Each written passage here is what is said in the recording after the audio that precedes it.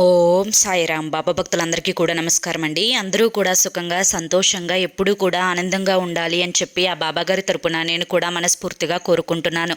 ఈరోజు బాబాగారు అందించే సందేశం ఏంటి అంటే కనుక, తల్లి వీరితో జాగ్రత్త, వీరి దగ్గర నీ ఫోటో ఉంది, నీ గురించి పూర్తిగా తెలుసుకోవాలి అనుకుంటున్నారు. ఒక సాధువుని కూడా కలిశారు. నిజాలు తెలిస్తే చెమటలతోటి తడిచిపోతావమ్మా అని చెప్పి ఏదో తెలియని సందేశంతో బాబాగారు మన ముందుకు వచ్చారండి.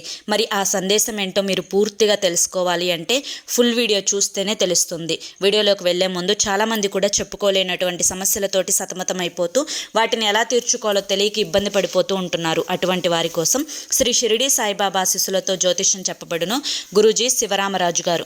Phone number 9959942255. మీరు ఇప్పటి వరకు ఎన్నో చోట్ల జ్యోతిష్యం చెప్పించుకొని మీరు ఆశించిన మార్పులు మీ జీవితం జరగలేదని చెప్పి బాధపడి ఉంటారు.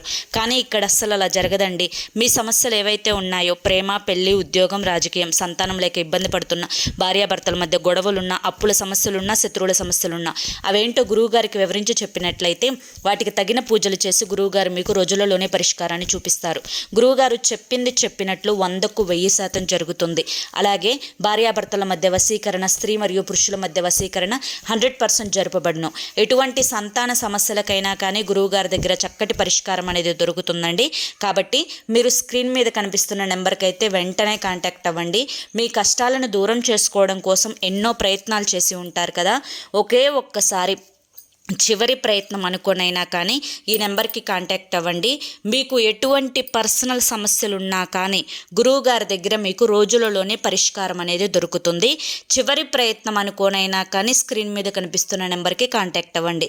ఇక ఆలస్యం చేయకుండా మన బాబాగారి యొక్క సందేశం ఏంటో తెలుసుకుందాం. తల్లి, వీరితో నువ్వు చాలా అంటే చాలా జాగ్రత్తగా ఉండాలి.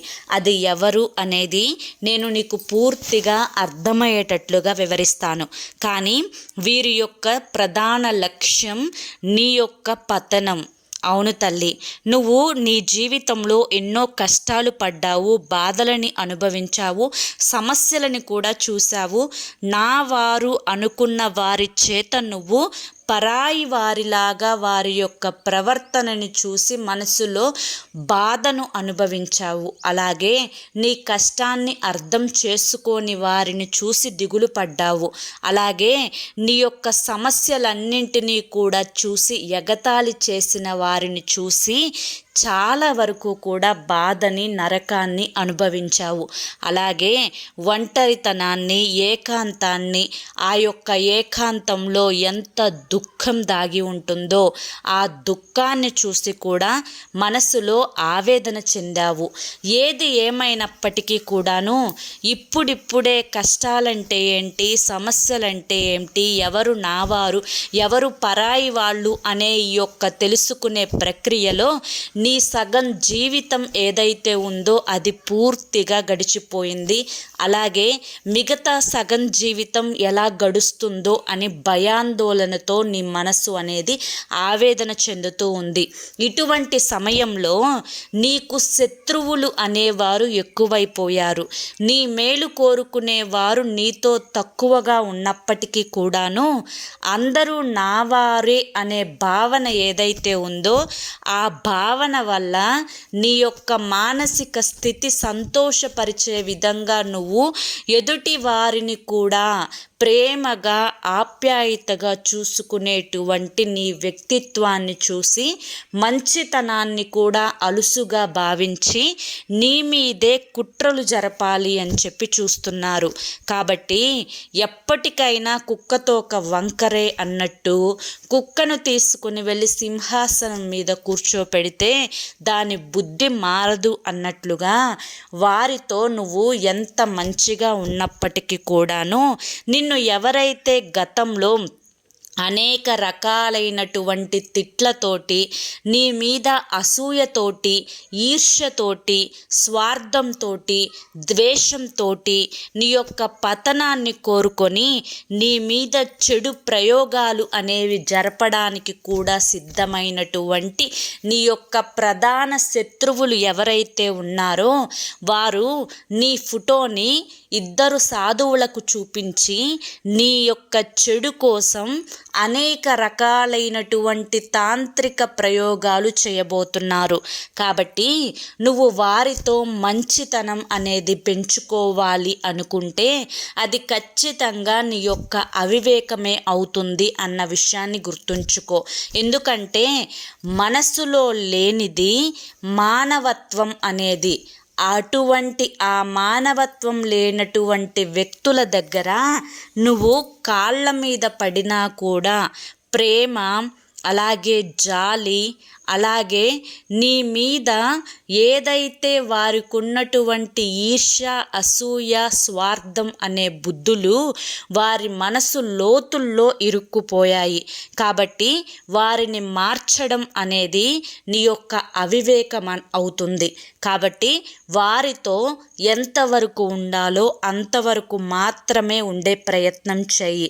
అలా కాకుండా కుడుమిస్తే పండగలాగా సంబరపడిపోయి నీ యొక్క వ్యక్తిత్వం ఏదైతే ఉందో, నీ యొక్క కల్లా కపటం లేనటువంటి భోళా మనసు ఏదైతే ఉందో, ఆ మనసుని చూసి ఎదుటి వారు నీ యొక్క పిచ్చితనాన్ని, మంచితనాన్ని వాడుకునేటువంటి ఈ యొక్క ప్రక్రియలో నీ మీద చెడు ప్రయోగాలు చేయబోతున్నారు. కాబట్టి తస్మాత్ జాగ్రత్త. దీనికోసం వారి యొక్క తాంత్రిక శక్తిని తిప్పికొట్టడం కోసం నువ్వు చేయవలసింది ఏమీ లేదు తల్లి. ఏ భయాందోళనలు మనసులో పెట్టుకోవద్దు. ఎప్పుడైనా తాతకు పెట్టింది తలాపునే ఉంటుంది. మంచి వాళ్లకు భగవంతుని యొక్క ఆశీర్వాదం అడుగడుగునా ఉంటుంది. కాబట్టి వారి యొక్క చెడు ప్రయోగాలు వారికే తిప్పికొట్టేలా నేను చూసుకుంటాను. నువ్వు మనసుని ప్రశాంతంగా ఉంచుకొని నీ యొక్క మనసుని ఎటువంటి వేదనకి కానీ, ఎటువంటి భయాందోళనలకి కానీ, ఎటువంటి ఆవేదనకు కానీ గురి చేసుకోకుండా ఈ చిన్న జీవితంలో ప్రశాంతంగా బ్రతికే ప్రయత్నం చెయ్యి. దేన్ని చూసి భయపడకు, ఎవరిని చూసి కంగారు పడకు. నువ్వు నీలా జీవించు చాలు, అంతా సర్దుకుంటుంది. ఎవరి మాటలకి కూడా కంగారు పడాల్సినటువంటి అవసరం లేదు, భయపడాల్సినటువంటి అవసరం లేదు. నువ్వు ఇప్పుడు ఏ విధంగా అయితే ఉంటున్నావో అలాగే ఉండు. కానీ శత్రువులని మిత్రులుగా అనుకునే ఆ ఒక్క విషయంలో మాత్రం జాగ్రత్తగా ఉండే ప్రయత్నం చేయి తల్లి అని చెప్పి ఈరోజు బాబాగారు మనకి చాలా చక్కటి సందేశాన్ని అందించారండి. ఈ సందేశంలో చాలా గొప్ప ఆంతర్యం ఉంది, మనం అర్థం చేసుకోవాలి. కానీ ఈ సందేశం మీ అందరికీ నచ్చింది, అర్థమైంది అని చెప్పి అనుకుంటున్నాను. నచ్చింది, అర్థమైంది అని చెప్పి అనిపిస్తే ఈ వీడియోకి ఒక లైక్ ఇవ్వండి. కింద కామెంట్ సెక్షన్లో ఓం సాయిరామ్ అని చెప్పి టైప్ చేయండి.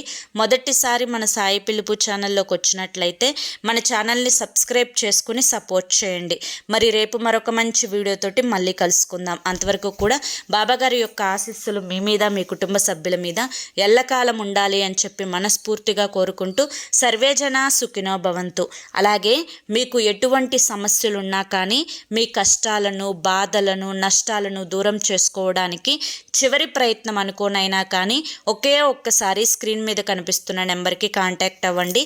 సమస్యల నుంచి బయటపడి జీవితంలో ఆనందంగా ముందడుగు వేయండి. జై సాయిరామ్.